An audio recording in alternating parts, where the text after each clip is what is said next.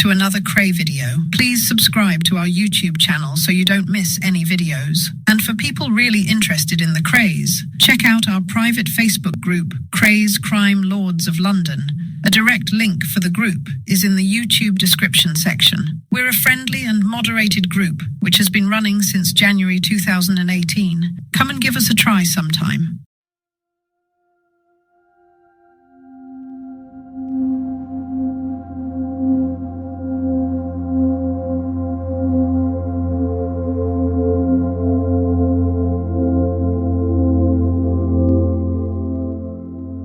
Hi and welcome back. In the last episode we were talking about Tommy Brown, or Tommy the Bear as he was also known locally. Well over 6 foot tall, 20 stone in weight, his white hair, genial humour and battered good looks brought to mind that famous screen-heavy Victor McLachlan. At that time he was taking on all comers in the booths, and it wasn't long before we were accompanying him to fights and, when it suited us, jumping in the ring to earn ourselves a few quid, though not against our friend Tommy. Though he could have smashed anyone who took a liberty or got out of order, he'd avoid that drastic action, preferring to hold the offender upside down by his ankles, place a foot gently on their chin, saying, "Come on, be nice." Uncle Joe was a good mate of Tommy's back in the 20s and always spoke fondly of him. Apparently they were both training one night in the gym when 2 coppers came in looking for Mr. Brown. Tommy looked at them a bit cross-eyed but said, "That's me, what's the problem?" They said, "This isn't business. We're training up for a police federation match and wondered if we could have the gloves on with you." Tommy agreed. The first one got in the ring and straight off got such a blow in the face that it knocked some of his teeth out. A lot of people thought it was done maliciously because the guy was a copper, but the truth is Tommy didn't know his own strength sometimes.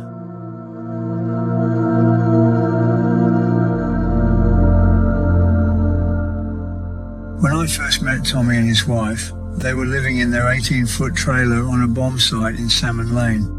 Whenever I got the opportunity, I'd slip up there and hope to be invited to stay overnight.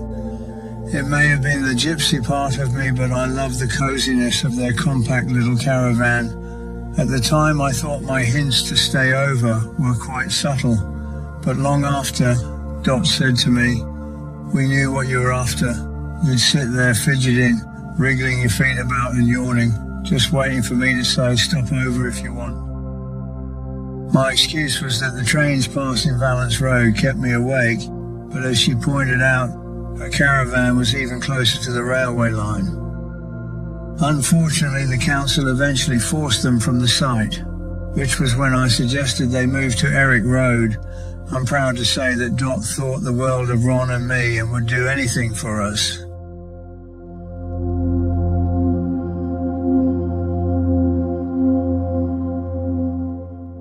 When Ron was away, Dot was asked to take care of a few of his personal effects.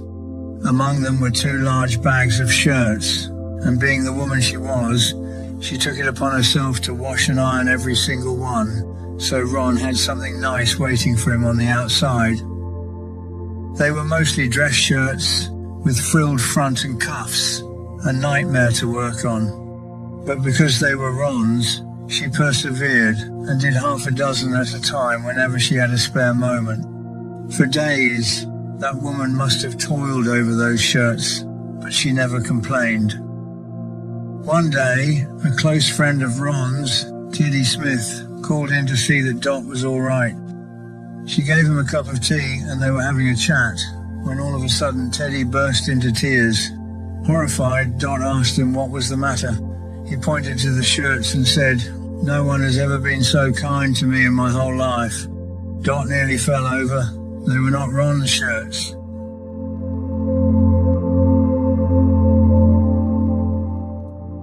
As close to us as Tommy was, he was never on the firm as a heavy-end minder. He was just a man who enjoyed our company and looked upon us as his sons. In fact, when the law started breathing down our necks, Tommy kept away from us. even though it hurt him to do so in case his own record caused us trouble. After we were sent down, he was even more hurt when his letters to us were returned and he was threatened with imprisonment if he continued to contact us. In later years, Tommy sadly suffered a mental breakdown and spent some years in an institution until his wife Dot, even though they had been separated for many years, decided to bring him home to Tottenham.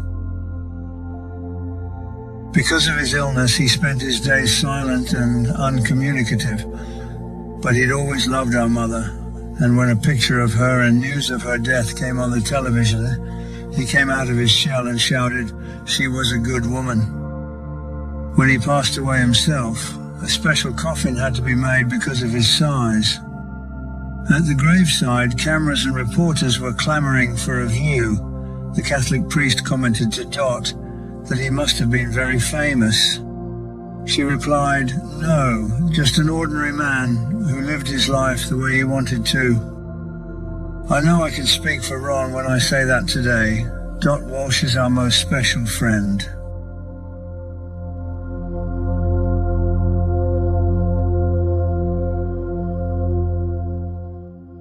The billiard hall was proving to be a winner and we were earning good money, but being the person I was, I liked to have as many irons in the fire as possible, and nothing gave me greater pleasure than earning a few quid on the side, particularly if the venture was a scam.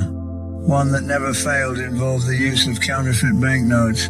I'd look out for a mug with more greed than sense and steer the conversation round to dodgy money.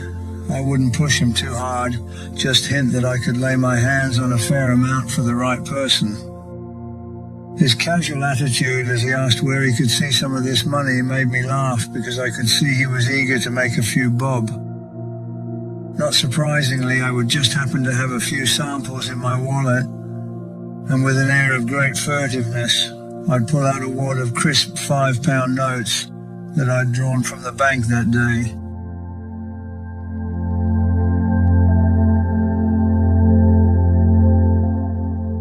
His eyes would pop. I've never seen snide notes as good as these ever. Of course, he hadn't realised they were genuine and uncirculated. At 30 shillings each, we'd agreed that he wanted to spend a monkey, £500, and I'd set up a meet for the handover. For this, I would need an accomplice, for as I handed over the tightly sealed packet of cut-up newspaper in return for his cash, someone would have to say, "Look up, old Bill's coming." In the panic, the punter would take off without discovering his mistake. By the time he did, it would be too late. Another good earner was with the help of a crooked doctor we knew. This doctor had a practice in the Millwall Dock area. A friend of ours, Billy Jones, introduced us to the doc after telling us that for a fee, he could get young lads rejected from doing their compulsory national service, which was in force at the time. Needless to say, we latched onto that racket a bit lively. Once word got around, we had loads of 17-year-olds turning up at the Regal looking to be declared medically unfit. It might have saved us and the army a lot of aggravation if we'd met him a few years earlier. The doc was a man who could be trusted, so eventually we took him on the firm to help out on matters where straight doctors might have tipped off the law. When he was needed, he could invariably be found playing cards and gambling in the Green Dragon Social Club throughout the early hours. If he wasn't at the tables, he'd be in an armchair fast asleep, still wearing an overcoat.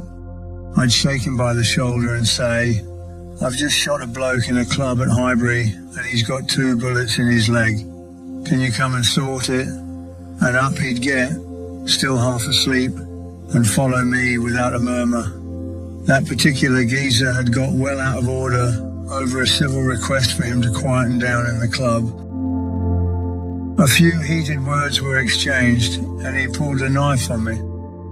I had a small caliber pistol in my jacket pocket, so pulled it out and let him have 2 shots in the leg. I aimed for his legs because I had no intention of killing him, but it did the job of slowing him down.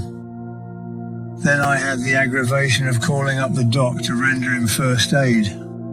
A footnote to that was, a few weeks later, he came back to the club and apologized for his behavior.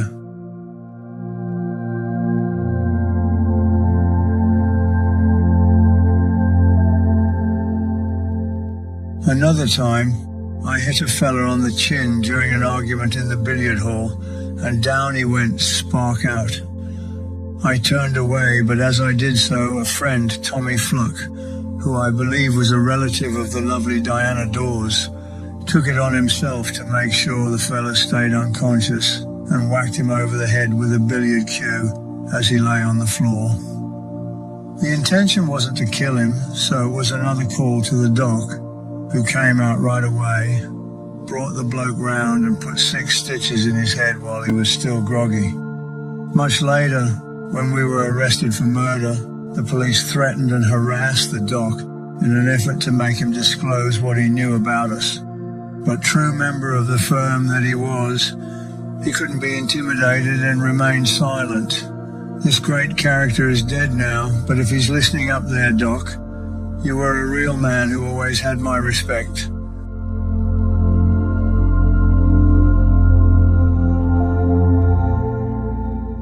Following the success of the Regal and discovering we had a natural flair for this line of business, we soon expanded into similar areas. Eventually we owned or had part shares in clubs in many different parts of London, ranging in style and clientele, from Soho to Knightsbridge.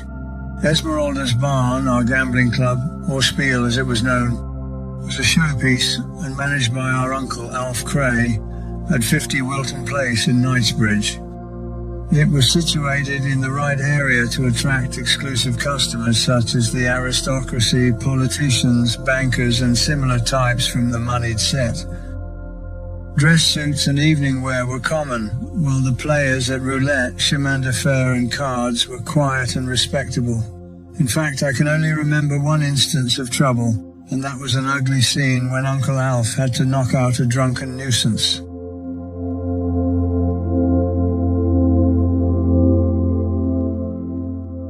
Because we were in the business of encouraging big spenders to relax and enjoy themselves, drinks and food were given free. While making sure everything ran smoothly, we would mingle with our guests dressed in similarly expensive clothes. Ron would wear a black dress suit, white shirt and bow tie. Charlie and myself usually wore light blue mohair dress suits, white shirts and blue bow ties. We all looked what we were, successful club owners.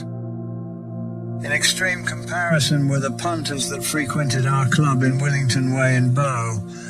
Sometimes I'd look at them and think that the language, appearance and facial expressions were quite Dickensian. Most of these customers were of rough manners, dockers, ex-fighters and criminals, and would have come onto the club after closing time at the Double R or billiard hall. These East End gamblers rarely welched on a gambling debt for 2 reasons. One was that within this circle they behaved with honesty while giving us respect. The second reason was that they were wise enough to realize that they would face dire consequences if they tried it on. Our philosophy was simple. When the punter won, he or she would be paid out immediately without any fuss. Likewise, when Lady Luck was against them, we expected them to return the compliment. Strangely enough, we had to send the debt collectors after more of the rich clientele of Esmeralda's Barn than in any of the less affluent spiels.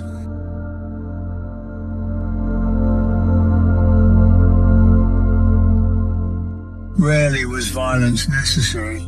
Usually all it took was a quiet word from the right person to replace a bounced check with cash. Apart from making good money out of a business we enjoyed, it gave us an opportunity to mix and become friends with famous personalities from all over the world who sought out our venues, having heard they were the in-place to be. Not only did we meet them as clients, but some would visit us at home, while others would go out with us to various clubs, functions and shows as friends. Sophie Tucker, the famous Red Hot Mama, was one who often came to Valence Road. She thought a lot of Ron, and if she ever needed advice, she'd park her Rolls Royce outside our little terraced house and come in for a cup of tea and a chat with him. Like most women, my mum had been a fan of the French singer and actor Charles Boyer since the 1930s. So when we heard he was coming to London, my brother Ron sorted out an introduction. This grey-haired heartthrob bowed to her with his Gallic charm and kissed her hand. I can still picture my mother's face. She was so thrilled. Rocky Marciano, Joe Lewis, Barbara Windsor, Lionel Bart, and Joan Littlewood. The names go on and on. One of the nicest and most down-to-earth people was the late Judy Garland. She must have been the #1 actress and singer in the whole world. Yet the night she came to our club, she made a beeline for our cousin Rita to admire the coat she was wearing at close quarters. Strangers until that moment, the pair of them sat most of the evening talking girl talk. Her parting words to Rita were, "I would love my daughter Liza to meet you. You're such a nice person."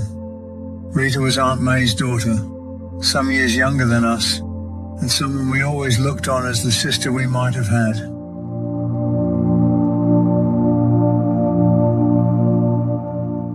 As a teenager, she was beautiful and, like her mother, blonde. We were always proud to escort her to parties, dances, or clubs. However, apparently I had not always felt like this. Though I was too young to remember the incident, I'm told that when I was 3, I nearly did away with Rita. My mother and aunts Rose and May were in the kitchen when I came in from the backyard, smacking my fat little hands together as though I'd just put the world to rights. All they could get out of me were the words, "I'd done it, I'd done it." Puzzled as to what I had done, they went out the back to find Rita trapped under her pram, though fortunately unhurt. I'd obviously been proud of the fact that single-handedly I'd managed to turn over such a large object. She didn't bear a grudge because when she got a bit older, she was always pestering her mother to take her to see the 2 ones, her way of summing up twins.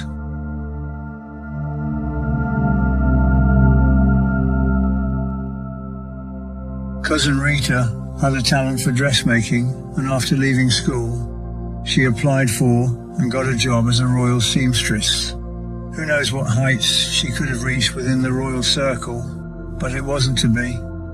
Her mother wouldn't let her take up the post, saying she wasn't having her travelling into the heart of London every day with all these strange men about. So Rita, with a respect that seems to be lacking in youngsters of today, gave up her dream and had to settle for a job in a local factory. Her father was one of the nicest men you could ever meet. He'd done his share in the war, yet he was so decent I found it hard to imagine that he was capable of pulling the trigger of a gun.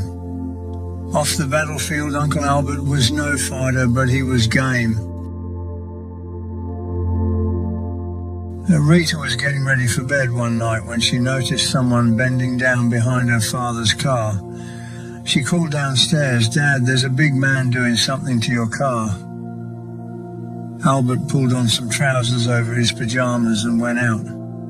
The fellow had parked his own car further down the road, and as soon as he saw Albert, he made a run for it. Albert chased him, and there was a bit of a scuffle, and that's when I came into the picture. I was just coming home from somewhere when I saw the 2 of them struggling. It was dark, but I recognized my uncle, so I grabbed the other bloke by the throat and asked them what was going on. Albert said, "This bloke was trying to nick my hubcaps."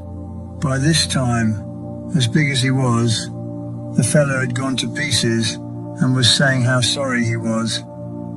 I didn't know him, but I think he must have recognized me. He even pulled some money out and offered it. All I said was, "I think you've been a bit out of order. Don't let me see you round here again." He looked relieved to have got off so lightly. Then I hit him as hard as I could on the side of his jaw. Uncle Albert and I walked away, and I can't be sure if his jaw was broken, so I've never added it to the 11 I'm sure of.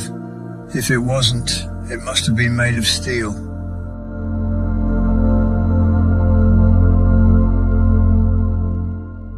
Uncle Albert was a quiet man, unlike his wife Aunt May, who was a complete extrovert. She took after her father, and if anyone should have been on the stage, it was her. She was the life and soul of parties, or in the pub, and needed no excuse to sing, do high kicks, or show off for everyone's amusement with gesticulations or comical facial expressions and mannerisms. She thought a lot of Ron and me, and when we were with her would say to anyone in the vicinity, friend or passerby, "Don't you think these twins are fine and handsome boys?" Uncle Albert died in 1986, and 2 years later, our lovely happy-go-lucky Aunt May followed him. Her death certificate said heart attack, but Dr. Hardy, who had been looking after her, said it was a broken heart. And that brings us to the end for this episode. Thank you for watching, and I'll see you again next time.